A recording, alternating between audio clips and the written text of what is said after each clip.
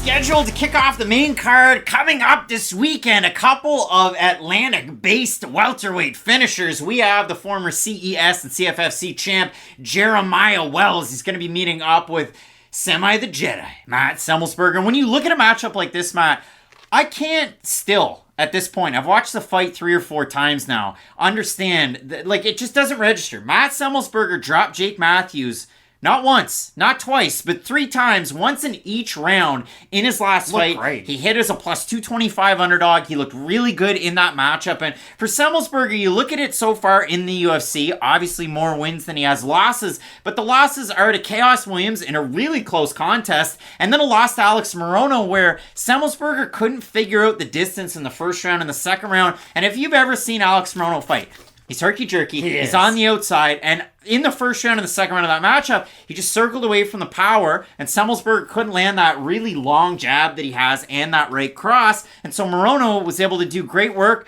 Kind of, I don't know if it was a clash of heads or a really hard right hand, but it swelled up the eye of Semelsberger. End of the second round, he thought it might get finished. So what did Semelsberger do in the third round? He's going to go out on his shield. He starts really power punching close to the distance with a flying knee. Absolutely drops Alex Morono. And I'll throw a picture from that fight. Daniel Cormier was out of his seat, like freaking out. And he was like, oh no, Morono's going to lose this fight. But it was an amazing comeback for Semelsberger, even though he lost the fight. So Semelsberger, he's been in there. He's had some really gritty, tough performances. And I listened to an interview that he did with James Lynch, and I want to make sure that I get this one right, because he said, and I quote, "The weight cut, the fight's next Saturday, how's that all going?" That's what James Lynch said. Semelsberger says, "Good man, I'm big right now though, I'm not gonna lie, but in a good way." And he talks about it in the fact that in some of his fights, he likes to carry himself heavy, to come in and kind of not, now this is really stretching it, and I'm saying this, to kind of weight bully a little bit with that, but he likes to have some of that size advantage to bring into the fight, and in some fights he likes to be a little bit lighter, fleet of foot on the outside. So he's coming in a little bit bigger for this one, and he also said, kind of thinking that he's made peace a little bit with the fact that he could get slept against a guy like Jeremiah Wells, because for Wells in the UFC, he's finished everybody, and he's only the second man to finish Court McGee. He did that his last time out really quickly.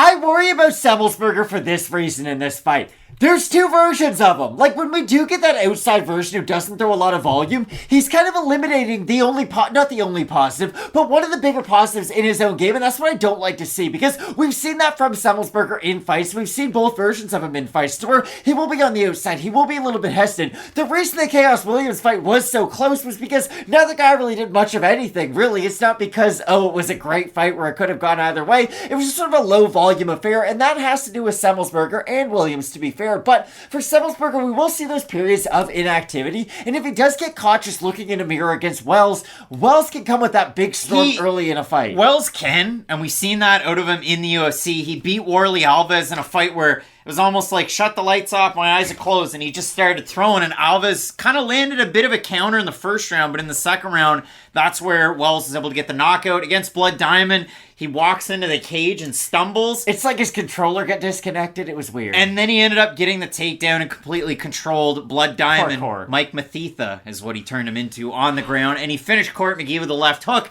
But if you look at Wells kind of coming into the UFC, some of the wins, he had beaten UFC vet John Manley, and he had a loss to Manny Wallo and Vinicius De Jesus. The De Jesus fight was to retain that CES welterweight title. And if you watch Jeremiah Wells in just the De Jesus fight, first round was kind of all over the place, but second round, third round, fourth round, fifth round, like, it was a pretty close fight. There was I think it was a 49-46 and 48-47, so it was a close enough fight. But Wells is on the outside, circling around, wasn't like right in the face like he has been in the UFC. And if we get Wells like that against Semelsberger, it could be a little bit of a weird one. Semelsberger, he's a guy out of the DMV. And he's going to go out there and train out of some of those gyms in the Maryland and DC area, out of Crazy 88 martial arts coach, and I mispronounce his name every single time, but I'm going to get it right this time. John Del Bruges. Del Bruges is his head coach. He's going to be in his corner for this fight, as well as Sebastian Ramirez and Josh Jackson. a guy who they just keep bringing back in the NFL as do. quarterback. But no, Josh Jackson, pro MMA fighter. And Matt, in that interview with Lynch, kind of alluded to the fact that you should see Jackson in a bigger organization coming soon. But usually his older brother's in his corner. He's not going to be in his corner for this fight, so that's a little interesting there. But Semelsberger, when it comes to the groundwork out of these guys, Semelsberger, starting his pro MMA career, my only knock was he could get held down and kind of just, he ends up kind of holding guard. He has good offensive wrestling, though, which and is waiting. weird. But his offensive wrestling has come a long way. He is a BJJ blue belt. Jeremiah Wells, a BJJ black belt out of Marquez MMA and Renzo Gracie Philly. He trains with those guys in Sean Brady, Joe Pyfer, Jonathan Pazzi, and the like. Jeremiah Wells, in my opinion, is a better ground fighter than Matt Semelsberger. We'll see if he goes to any of that because we haven't seen it in the UFC, but it definitely is there in the back pocket. I guess we did see it against Blood Diamond. We did, yeah. But when you look at a guy like Wells, is the wildness, is the chaos? Well, we see that in this matchup. He is such a heavy puncher. He is at such a disadvantage in terms of the height, but And his he's reach is kind of close. too. Yeah, he is 36, but when you look at it, he's a young 36 for MMA. So we'll see how that translates in a matchup like this. Obviously, Semelsberger in these wins. I mean, the power jab right cross against Martin Sano, really quick finish. Against AJ Fletcher, struggled in the first round mightily against the takedown. Rallied round 2, close round 3. A lot of people were upset and they thought the ghost AJ Fletcher had won that fight. And then again, Morono and the other loss being to Chaos Williams. But Matt Semelsberger has been a very interesting case, and he alluded to it in that interview with James Lynch, and he said, listen, I had one fight left on my contract after Jake Matthews. They re-upped me. It's a new 4-fight deal for him. So that's his third contract in the UFC. He has a performance bonus with that win over Jason Witt. That was the second fight in the UFC. And he just kind of ground out Carlton Minus to kick off his career. So Matt, in this matchup, we have a look at the odds. And if you do consider it for a guy like Jeremiah Wells, wave of success. He is the favorite in the matchup. The odds are closing into par in this one. We have a look at the Topology vote. Surprise to us as they are Great to you. fight. I'm going to say over under 62.5% Wells. I think they're going to be close. You think they're going to be under? They're over. So 687 total votes, 67% Wells, 65% by knockout. For the 33% that have Semelsberger, 47% by decision, 45% by knockout. You're surprised by the Topology picks. That's why Because we I do have this. the underdog, and that's why. I think Minus and Matthews are both more well-rounded fighters than Wells is. And not saying that that means that Semelsberger is going to win this fight, but he has experience against some high-level fighters. And I know he doesn't always show up to the peak of his capacity. I myself have really been critical about him with his lack of output in some of these fights, but when we get the highest level of Matt Semelsberger, he is a pretty good fighter. So I think it is a very close fight. I could see him getting finished. I can honestly see this fight ending by finish either way, which makes it so close. But I'll go with the slight underdog in Semelsberger in the matchup. Jeremiah Wells was a champ on the regional scene with CFFC, while Matt Semelsberger was 3-2 with CFFC, if you do consider it. I mean, Jeremiah Wells in 2019 was getting a win over Marco Smallman, who was 6-2 at the time. So a big win there for Wells.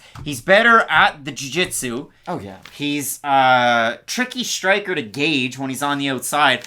I like Matt Semelsberger's distance-finding abilities, and I really do like the fact that he's a steadier fighter from what I've seen in his fights that he's had in the UFC. He's been the more active guy. He's been the guy rounding out his skill set. I think if he takes it to the ground, that's probably a mistake. But if Semelsberger is saying he's going to be a bigger guy coming in, this is a fight that I got to see him weigh in on Friday. Good point. He's never missed weight, and he alluded to that with James Lynch. But for me, I will go with Matt Semelsberger in the matchup, but I'm really eager to hear from the folks in this one. I mean, Wells is a slight favorite. It's going to par. The fans overwhelmingly have Wells. And the winner should get a big fight. I think that's fair to say. Like, for Wells and Semelsberger, Semelsberger's been around for a while now, so I think he is deserving of a bigger name opponent. And for Wells, he's been on a great run. If you beat a guy like Semelsberger, that's the name on your resume that then makes you deserving of a bigger opponent. You got to give credit where it's due. That interview that Semelsberger did with James Lynch was with All Access MMA. Matt, both of us going with Semi the Jedi. Semelsberger in the matchup to bring the win back to Maryland, the former Marist.